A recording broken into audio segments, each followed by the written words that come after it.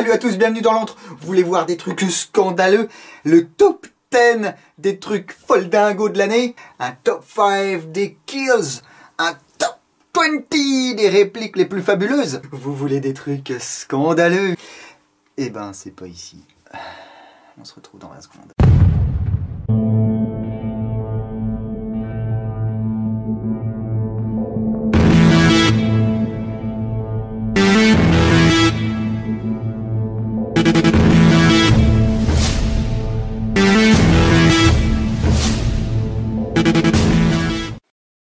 Ah là là, voilà, pour Noël, j'avais envie de vous faire comme ça une petite vidéo avec un bon vieux titre et une bonne vieille miniature putaclic. C'est ce qui se fait maintenant sur YouTube, donc pourquoi ne pas emboîter le pas à tous ceux chez qui ça marche? Peut-être que j'aurai 1 million d'abonnés dans 3 heures, qui sait. Bon, on va pas rêver trop, En plus, je vous dis pas les abonnés que ça serait, donc ce serait pas vraiment très intéressant. Je préfère rester avec vous, les gars. On va donc parler aujourd'hui du BLE Alpha de chez ICS, BLE pour Black Leopard Eye, l'œil du léopard noir. Cette réplique ne sera peut-être pas, à l'heure où je sors la vidéo, disponible dans toutes les boutiques, ou ne sera peut-être même disponible dans aucune boutique. On verra tout à l'heure pourquoi.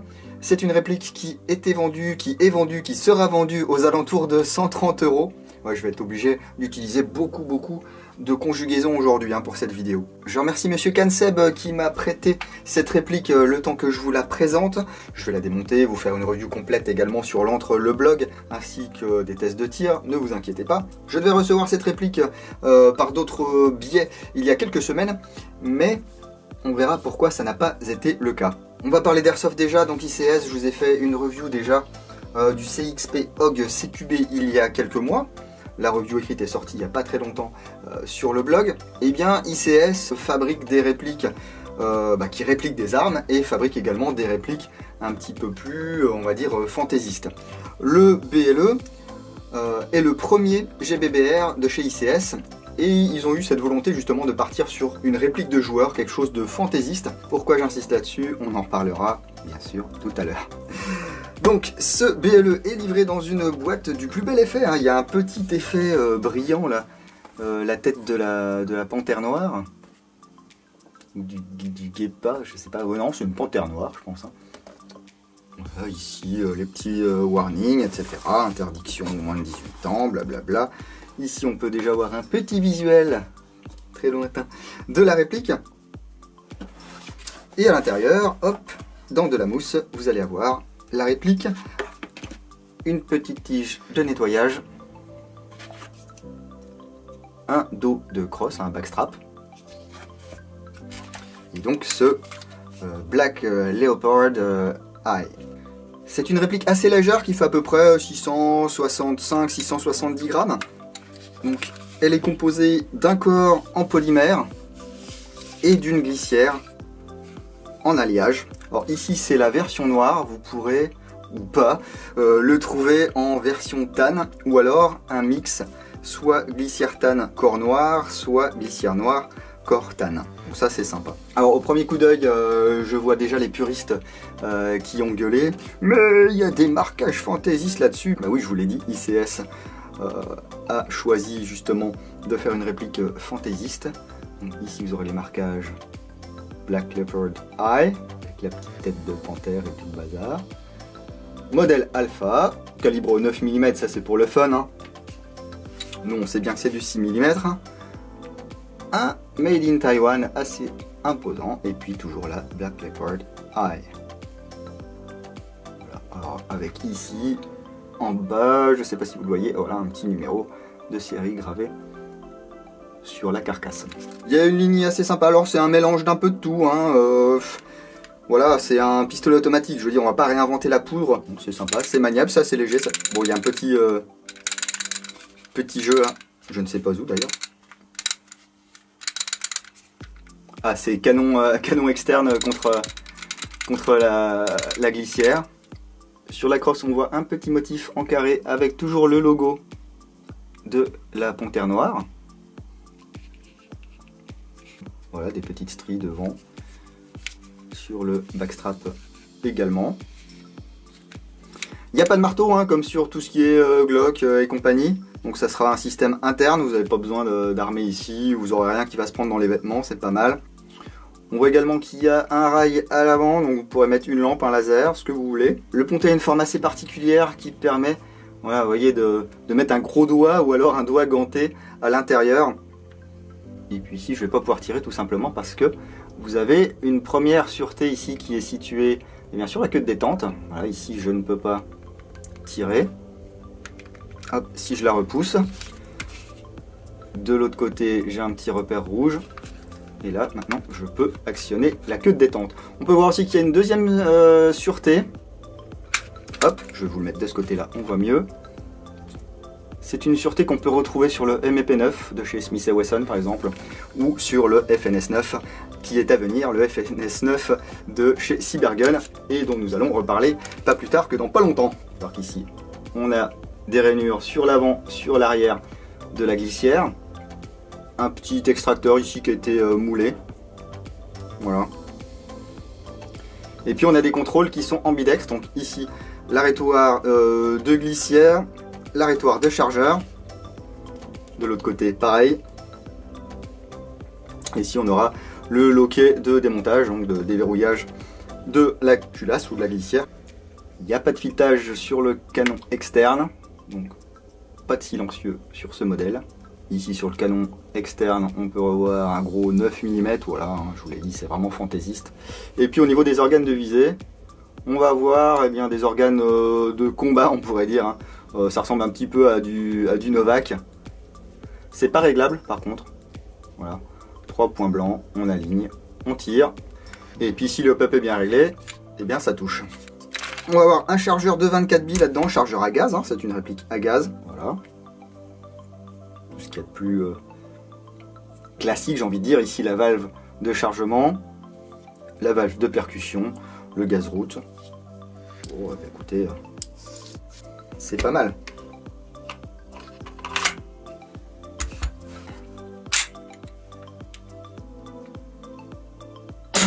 Oh punaise! Qu'est-ce qu'il a mis comme gaz là-dedans? La vache, et ça envoie du lourd, hein. Punaise! Ah oui, ouais, c'est rare d'avoir un PA avec un kit comme ça. C'est bien sec, ça percute, c'est très très sympa.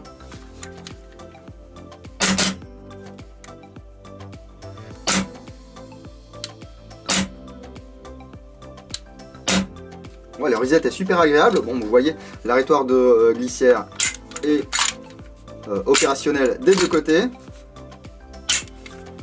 C'est sympa. Ouais, bien, bien. Et puis donc vous avez un deuxième backstrap qui est fourni avec la réplique. Donc si vous aimez pas ce dos bombé comme ceci, vous pouvez mettre quelque chose d'un peu plus plat. Ah, par contre, vous voyez, il n'y a pas d'anneau de dragon ici, donc bon bah, c'est un petit peu embêtant. Enfin, moi j'aime bien en avoir un quand je vais dans la forêt ou sur les terrains où il y a de l'herbe haute ou quoi que ce soit.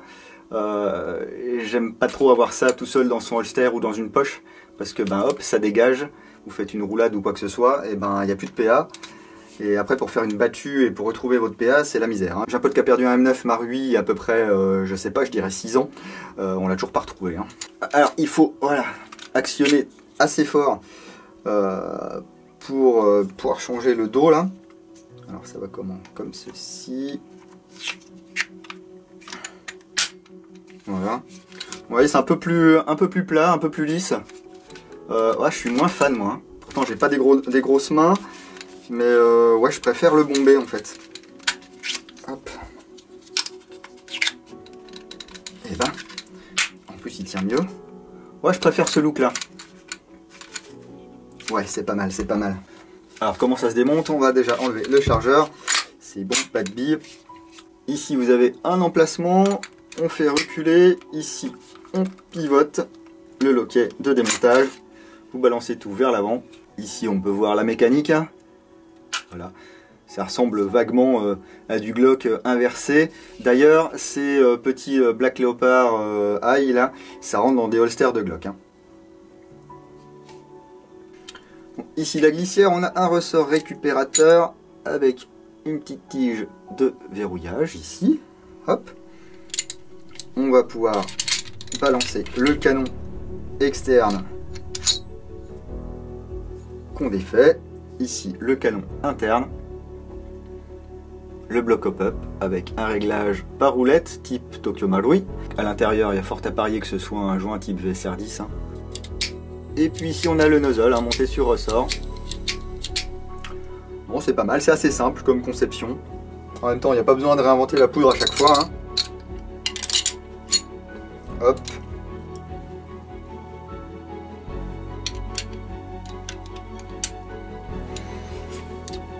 Pour remonter, c'est très simple également.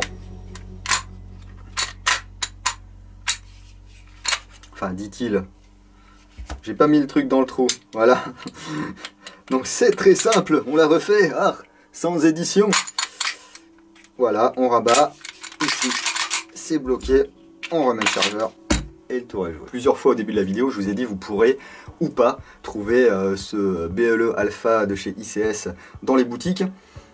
Tout simplement parce que Cybergun a envoyé un petit mot à tous les fournisseurs français en disant que ce BLE c'était ni plus ni moins qu'une contrefaçon du FN S9 de chez FN Herstal, que ça reprenait trop d'éléments ressemblants pour que ce soit une simple coïncidence, et du coup exhortait un petit peu les distributeurs et les boutiques à ne pas distribuer de contrefaçon et de ne pas distribuer ce BLE. Alors, je sais qu'il y a quelques avocats maintenant dans la boucle. Ce n'est pas à moi ici d'ouvrir un débat, est-ce que c'est une contrefaçon, est-ce que c'est pas une contrefaçon. Moi, je suis là pour vous présenter du matos.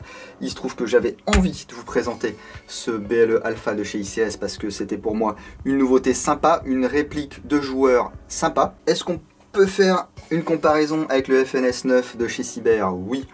On doit pouvoir le faire, d'ailleurs j'en attendais un, il n'est pas arrivé, et bah tant pis. J'espère pouvoir vous en faire une présentation détaillée très bientôt, si c'est pas le cas, et bien tant pis. On peut voir sur les photos suivantes qu'il y a effectivement des ressemblances, voilà, qui peuvent être... voilà. FN peut effectivement dire à ICS, bon les gars vous avez un petit peu copié notre design, effectivement déjà le fait qu'il y ait les dos qu'on puisse changer, voilà, l'angle de la crosse peut-être, enfin je ne sais pas, le système aussi de sûreté de détente, mais à ce compte là est-ce que Smith & Wesson ne peut pas faire un procès à FNH avec le système justement de détente en deux parties? Est-ce que Glock ne pourrait pas dire à Smith & Wesson, écoutez les gars, nous on a un système qui ressemble un petit peu sur nos détentes, donc vous nous avez copié, donnez-nous de la thune. Effectivement, il y a un rail, effectivement, il y a une glissière, il y a des organes de visée. Enfin, voilà un 1911, voilà un Tokarev. Voilà, on sait très bien que les Tokarev ont été un petit peu copiés sur les 1911. Effectivement, il y a un marteau, il y a une queue de détente, voilà, là elle est pleine, là elle est pleine. Je vous dis, ça sera vraiment une histoire d'avocats, hein, c'est eux qui verront ça entre eux. On verra plus tard si ICS aura le droit ou non de commercialiser cette réplique, une fois qu'il y aura eu une décision de justice qui sera rendue. Alors je ne sais pas si ICS a déjà lâché le morceau, c'est possible, hein.